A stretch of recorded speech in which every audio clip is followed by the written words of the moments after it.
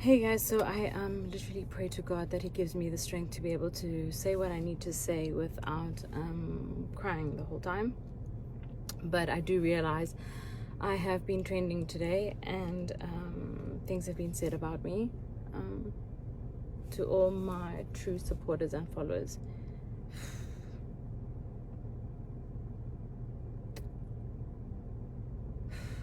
I honestly feel like you guys know the core and the essence of what I am, so I would be doing myself a disservice by not saying something. I think probably what I did wrong in the past is brush all of this under the carpet and not say anything, just because I don't like drama. I'm a peaceful person. I prefer to focus on my own things, but I'm different. I've grown, and I think I'm a really strong woman, and I believe other women should never ever let another man step on the name you've built, so you've worked so hard to build. So I'd like to address things that were said about me by Mulema Marahanye, JubJub on MacG's show, as well as MacG. Okay, so there's three things that I mainly want to address. The first was saying that he smashed me. First of all, Mulema, you raped me.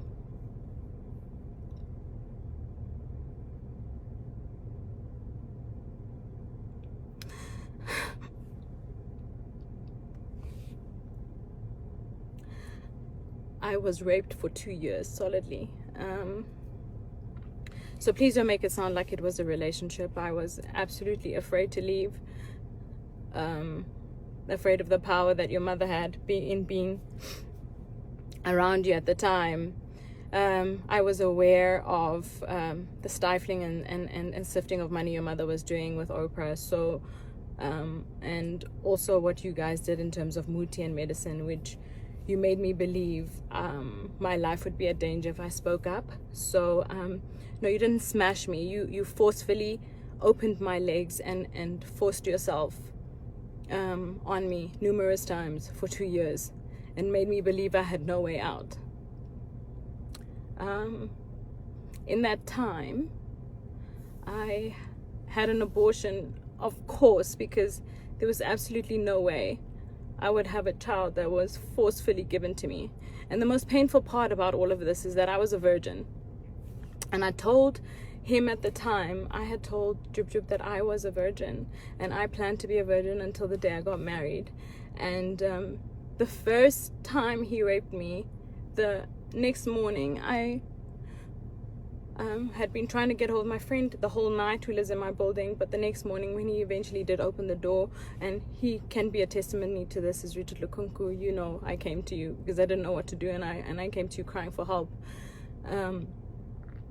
I was afraid, so afraid. And I'm telling this story because, you know what, I genuinely believe that God allows certain things to happen. Your journey or the burdens that you face or the things that you go through, they happen for a reason, guys. And I genuinely believe this burst or this thing that's happened is for me to empower other women, to let them know to, one, never accept emotional abuse and rape the way that I did for 2 years straight.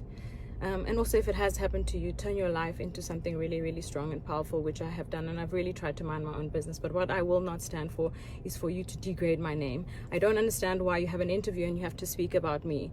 You are at such a low point in your life that you should actually be spending your time apologizing for the children that you killed because you were high. Instead, you are trying to bring my name, that I've worked so hard to build the success that I have, okay?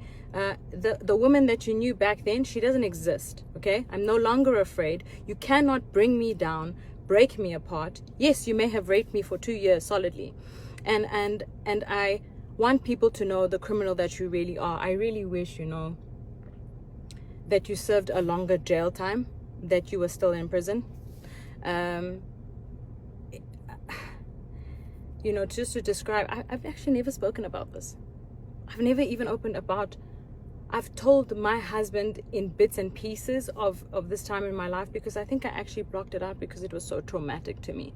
But he would do things like wait for there to be people to rape me, because it got boring just to rape me plain and at home. I remember the one time I had my siblings visiting, from school, and he would do it while they were around in the same room so that I wouldn't scream, you know.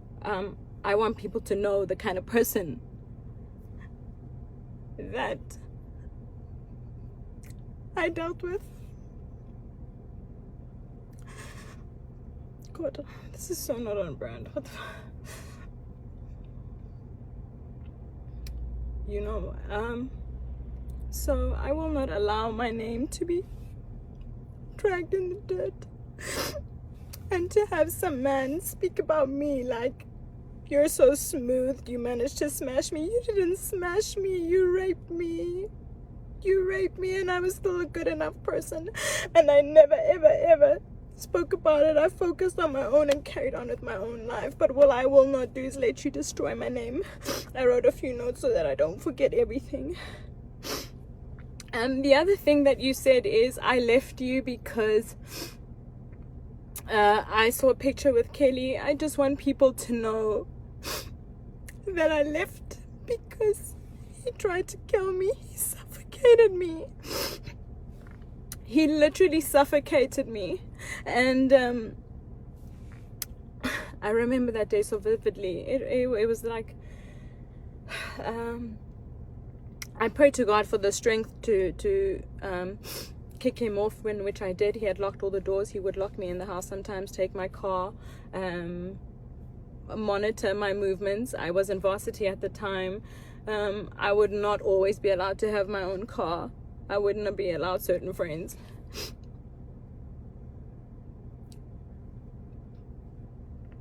My friend Lusanda, who was the only friend who was allowed in my life at the time. Lou, you know what happened to me. You've seen it happen over all those years. So, it's not true. I didn't leave because I saw a picture. I left because he tried to kill me. And I was always afraid to leave because of the threats that were made. But at that moment where he tried to kill me, I knew that the very thing I was afraid of, which was dying, I knew was meant to happen that day. So I actually got away. And when I got away, I went to the police station to try and open a case of abuse and rape and attempted murder. And the police officer said to me to go home and think about my decision, because she is so sick and tired of women coming to report their boyfriends and husbands only having to take them back after all the abuse. So I just wish I had more information about how to get out and how to deal with rape and what it is that you should do when it happens to you. But in the beginning stages, when it happened to me, I would reach out to my friends and they didn't do anything. One of my friends still today calls me and says he regrets not helping me. I mean, the first time it happened, he literally gave me a Christian book to read and we prayed. But that's what I did. So trying to find my strength. Anyway, so that was the real reason I left. I left because my life was in danger. And I tried to open a court case. I tried to open a case against him, and our police system failed me. The lady sent me home because she says that women always go back to gender-based violence. I don't speak about these things publicly, but if you know me and you follow me, you will know that with my skincare business, during Women's Month, we donated money to Future Females to help build homes for gender-based violence for women.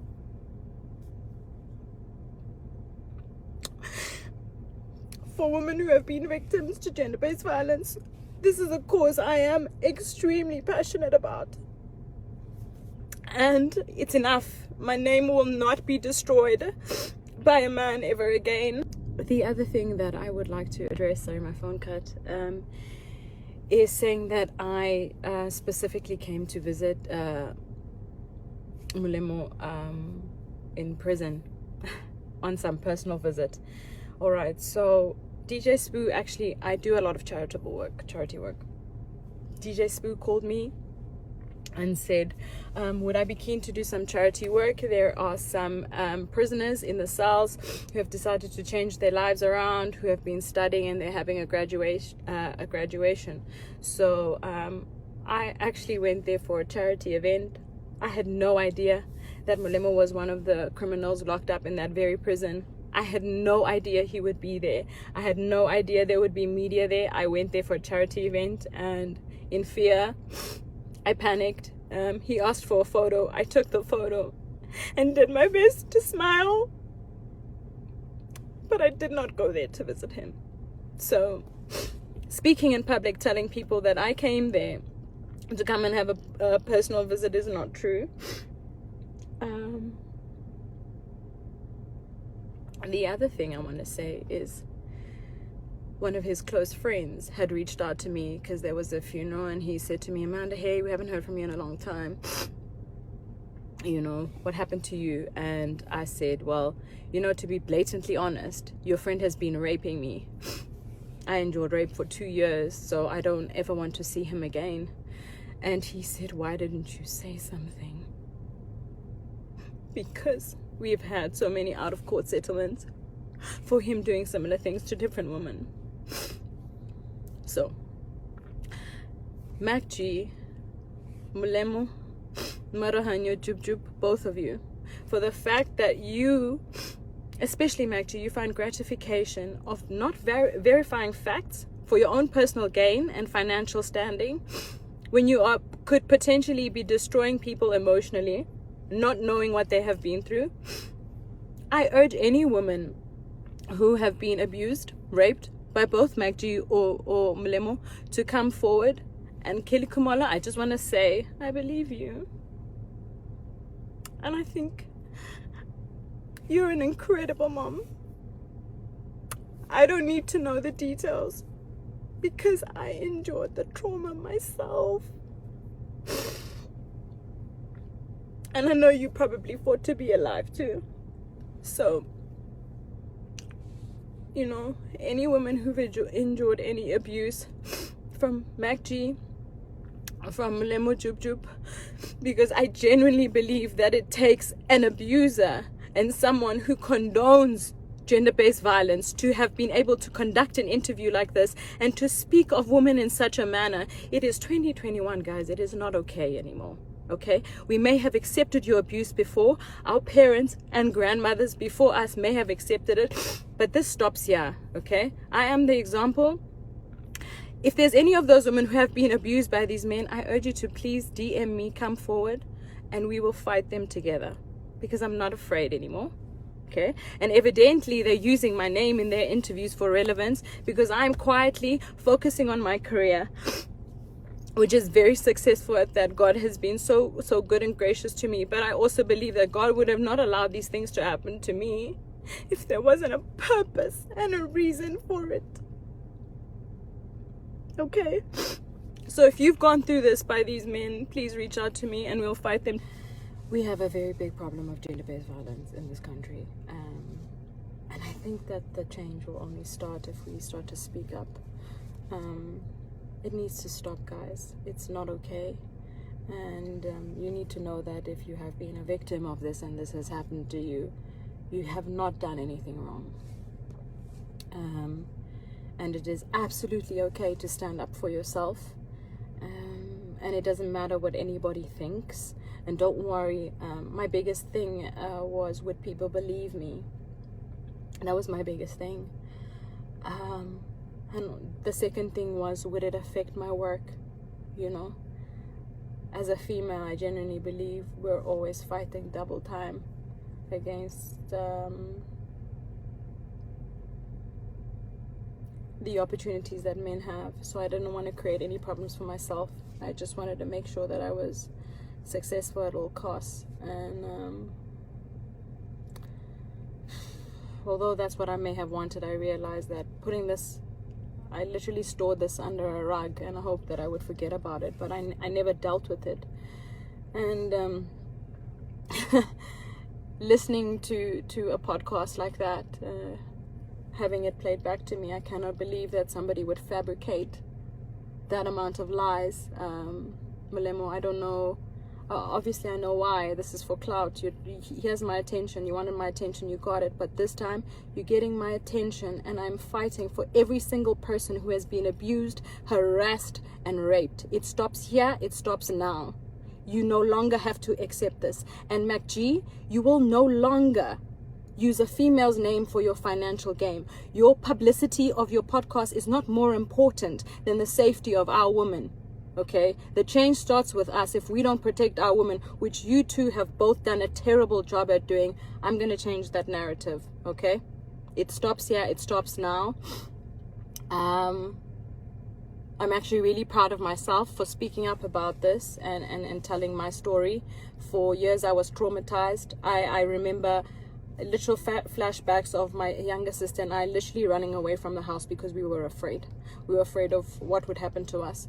And now I'm in such a position where I'm empowered, I'm strong, and I know that God is in control. I'm not afraid of you. And it's wrong what you did. You took the virginity of a woman who was saving herself for marriage. Not once, but you continuously raped me for 2 years. My spirit almost died. I almost died. I tried to kill myself twice because of what you did. But you know what? I'm so grateful. I don't regret anything that has happened to me. I think I've come out stronger. A lot of people ask me how come I'm able to keep going that much more, why it is I'm so resilient and so strong. And this is it. This is the proof. When you've gone through so much and you still choose to overcome, like, I'm in a place where I'm fearless. I'm not afraid of you, okay? And I will take you up to court legally for defamation of character, both MacG and JubJub. It is not okay for you to drag my name in the dirt, that you guys need to be relevant for whatever reasons in your career, okay? I will meet you in court, and any women who have been harassed, raped, and abused by these two men, I have your back. Kelly, this is including you. If you guys needed just a little bit of more support to fight these people, I got you. It stops here. This is rubbish, okay? The change starts with us, and we are the change. I love you guys so much. Really. All of you that have been such an important part of my journey and my career, and it's been an amazing opportunity to grow with you, and I think it's important that I share this with you. So yeah, I'm standing for change, and I will fight this, and you will not drag my name that I've worked so hard to build.